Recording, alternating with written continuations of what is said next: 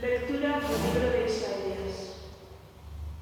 El año de la muerte del rey Ocías, vi al Señor sentado sobre un trono alto y extenso. La obra de su manto llenaba el templo.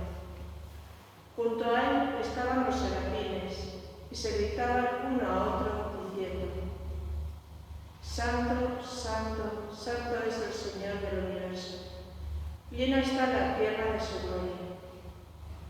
Temblaban las jambas y los umbrales al clamor de su voz, y el templo estaba lleno de humo. Yo dije: ay de mí, estoy perdido. Yo, hombre de labios impuros, que habito en medio de gente de labios impuros, he visto con mis ojos al Rey, Señor del universo.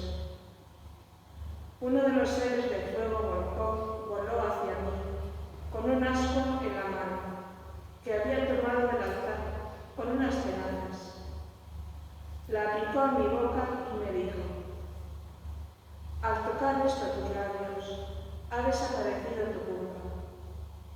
Está perdonado tu pecado. Entonces escuché la voz del Señor que decía: ¿A quién enviaré? ¿Y quién irá por nosotros? Contesté: aquí estoy, mándame. Palabra de Dios. Gracias, Señor.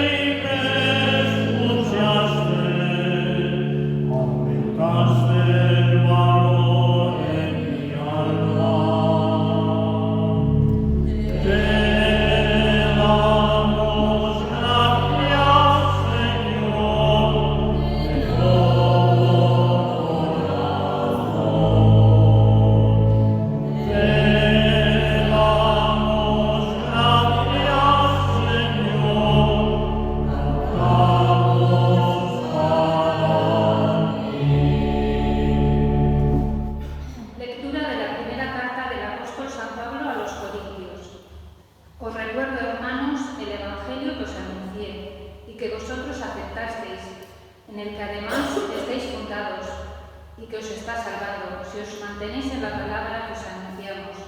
De lo contrario, creísteis en vano.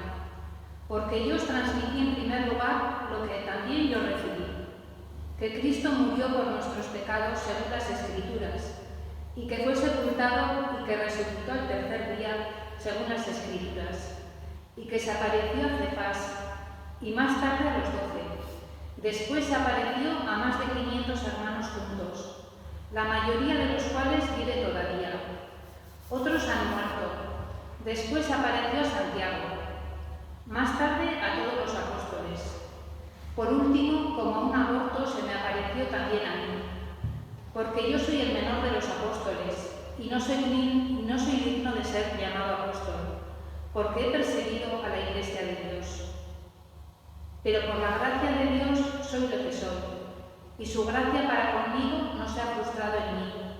Antes bien, he trabajado más que todos ellos, aunque no he sido yo, sino la gracia de Dios conmigo. Pues bien, tanto yo como ellos predicamos así, y así lo creísteis vosotros. Palabra de Dios. Gracias, Señor.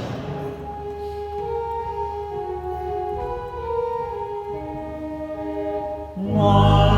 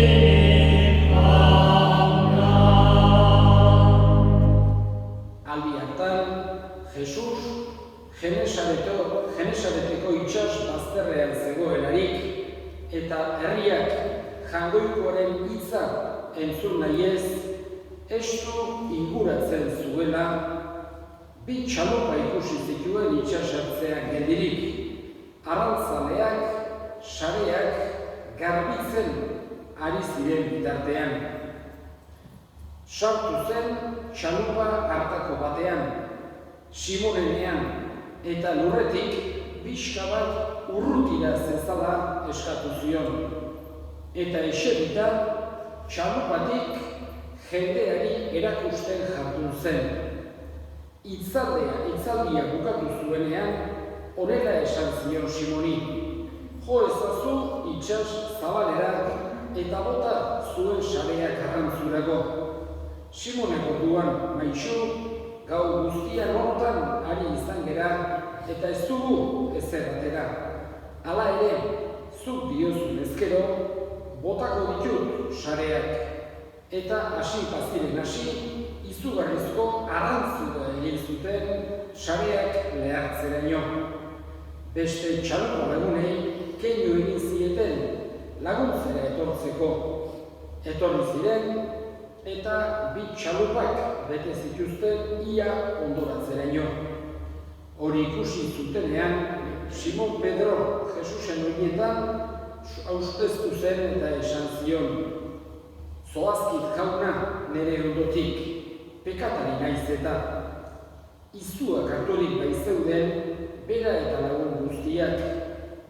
Ateratako arrantzuagatik eta berdin gertatzen zitzaien Simone lagun ziren Zebedeoren semei, Santiagori eta Joani. Eta Jesusek honela esan zion Simoni, ez izan beldurrik, hemendik aurrera giza arrantzale izango zera. Haiek txalupak lehorrera ekarri eta dena utzita jarraitu egin zioten. Jaunak esana.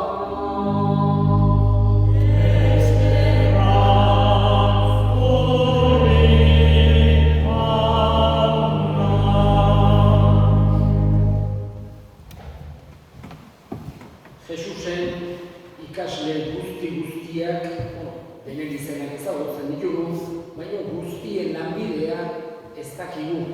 Batzuena, aipatzen zaigu evangeliotan, bestek ez da bizkigu seguro, baina badakigu 12etatik behintzat 4 arrantzaleak zirela. Eta gainera, Jesusek halako, esan genezake, toki berezi bat aukeratu zuen 12etatik 3rentzako momenturik berezienetan 3 horiek eramaten baizituen. Esate baterako, Tabor mendian edo Olia mendian azken afariaren ondoren, Pedro, Santiago eta Juan aukeratzen zituen 3 horiek momentu berezienetan eta 3ak arrantzaleak ziren. Horregatik, ikusten dugu Jesusek izan duzuela arrantzale munduarekin halako esan genezake harreman berezi bat. Baita ere artzantzarekin ukizan zuen bezala eta bi ejemplu horiek agertzen zaizkigu behin baino gehiagotan.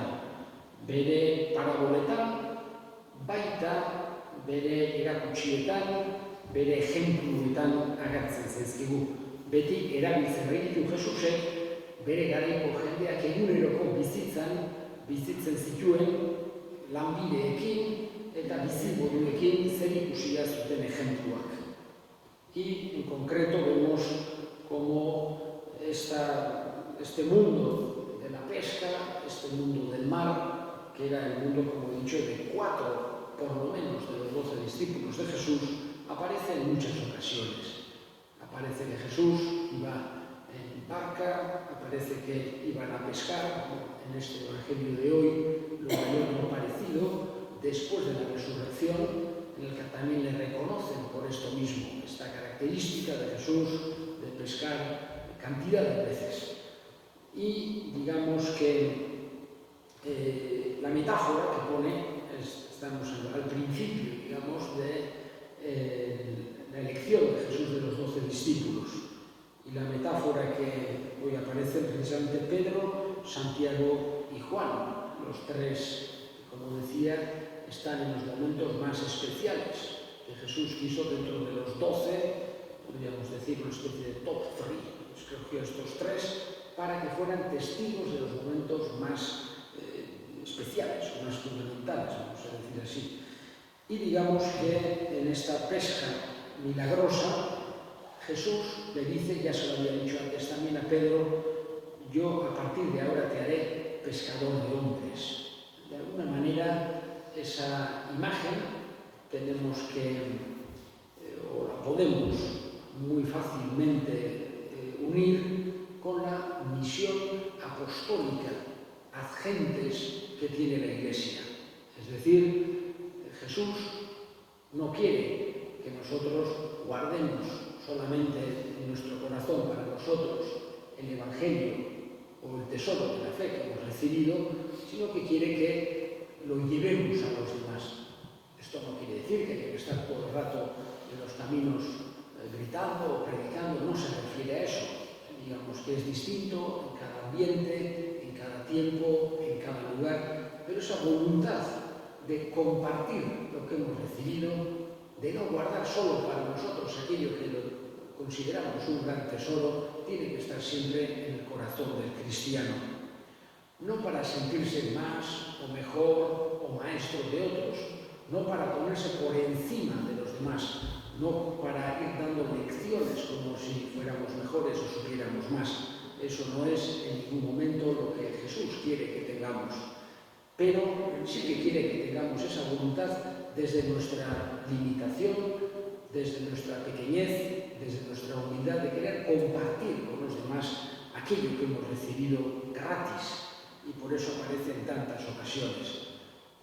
Digamos que a veces puede ser como le pasó a Pedro, que era de toda la noche, había estado echando las redes y no habían encontrado un solo pez. A veces puede ser así, en algunos lugares, en algunos tiempos, digamos, por ejemplo, el Europa occidental del siglo XXI que vivimos se parecería más a esa noche en la que estaba echando las redes y no recogía nada. Pero eso no quiere decir que no haya que seguir adelante, porque llegará la mañana, llegará Jesús y aparecerán un montón de peces, como ha habido también en otras épocas y otros lugares hoy en día también, digamos, en el que ese mensaje pues tiene como más fruto, más aceptación, hay mucha más gente que hay en algunos lugares del mundo hoy en día también, pues hay conversiones, hay un montón de... Pero digamos que no es el seguidor de Jesús,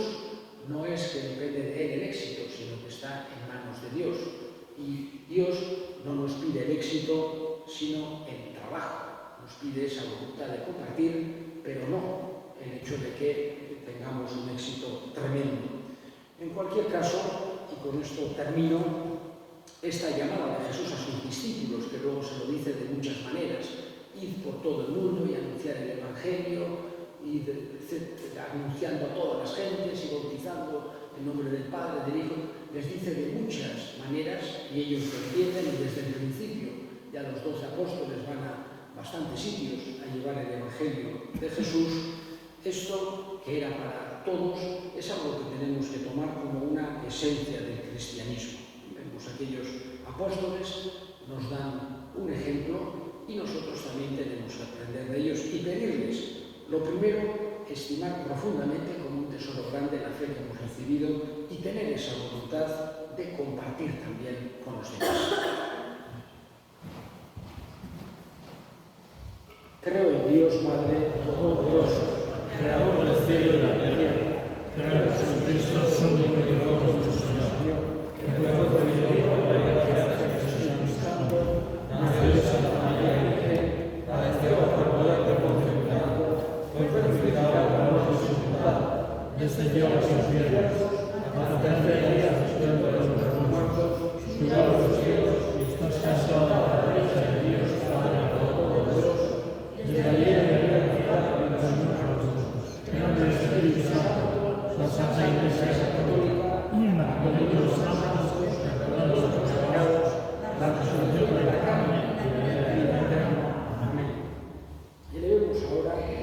súplicas al Señor. Vamos a pedir especialmente por todos aquellos misioneros que han ido a lugares lejanos a compartir el Evangelio, para que el Señor les dé fuerza, para que su testimonio llegue a muchos corazones. Roguemos al Señor. Pedimos también por todos aquellos que están enfermos, para que Dios les dé fuerza, para que encuentren ayuda en los hermanos. Roguemos al Señor. Escucha, Padre, la oración que te dirigimos por Cristo nuestro Señor. Amén.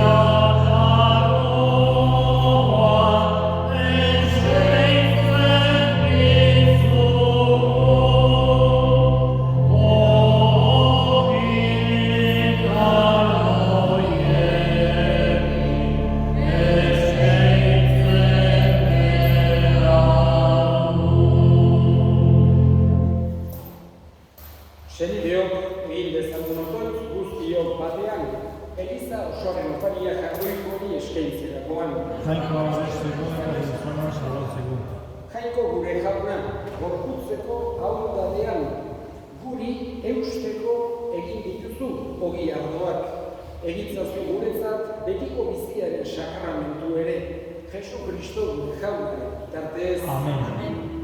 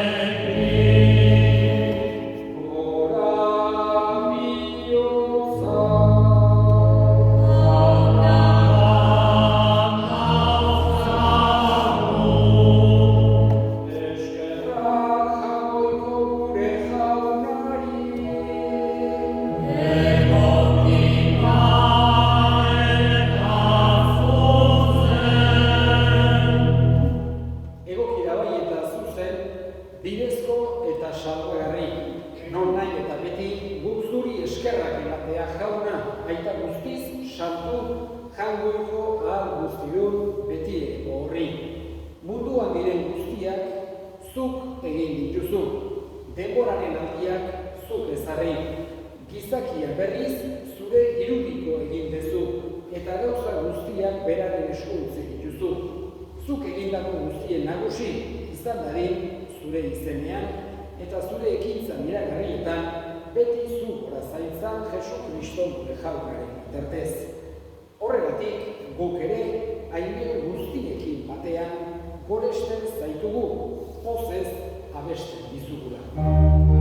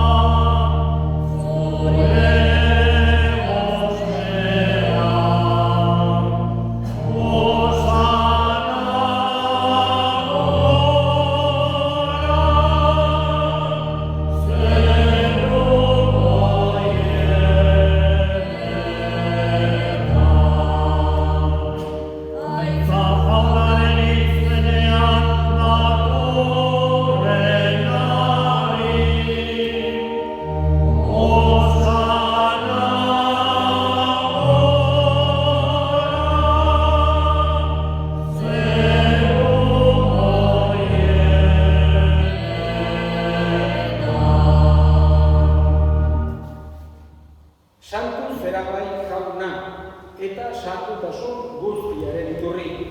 Egitzazua da sartu horiako hauek zure espiritu isuriz, Jesu Kristo gure jaunaren gorputz eta odol egin daitezen guretzat. Berak saldu zutenean eta bere gogoz gurutzera zikoala, ogi hartu eta eskerrak emanez, zatitu zuen eta bere ikasleei eman zien esanez. Hartzazue eta jan guztiok gutatik, hau nere gorputza data, zuentzat emango dena.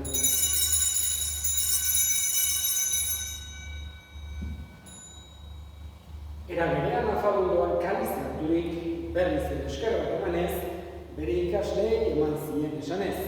Hartzazue eta edan guztiok gutatik, hau nere odolaren kaliza data, itun berri eta betikoaren odola, zuentzat eta askorentzat bekatuak barkatzeko isuriko dena. Egizue hau nere odolari.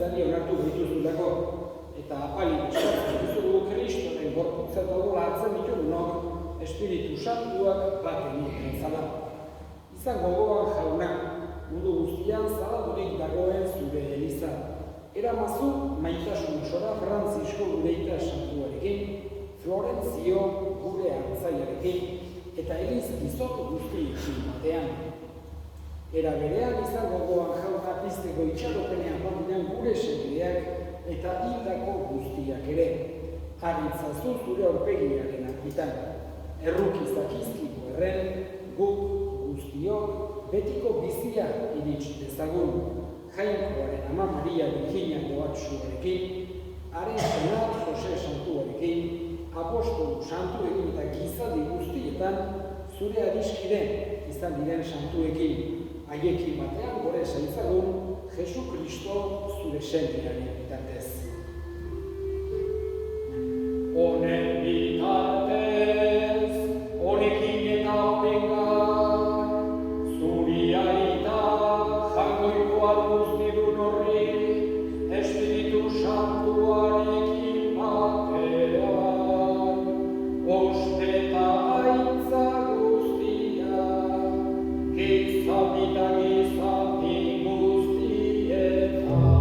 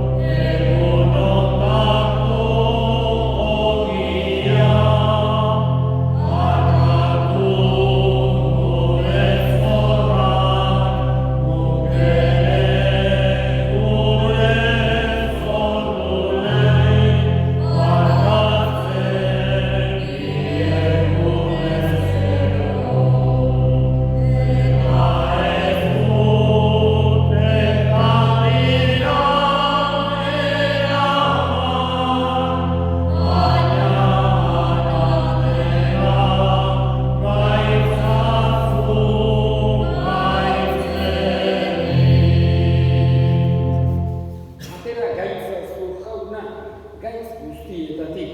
Emaiguzu bakea gure burutan, zure errukiari esker pekatutik garbi bizi gaitezen eta estualdietan sendo.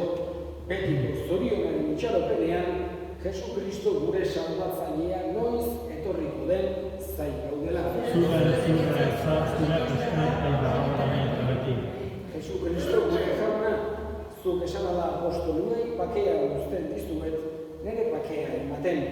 Begira zure Elizaren sinismenari eta ez gure pekatuei, eta zure gogoaren bezala emaiozu Elizari bakea eman batasuna.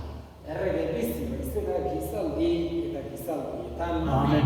Jaunaren bakea beti zuekin. Eta zure espirituarekin. Zue bakea.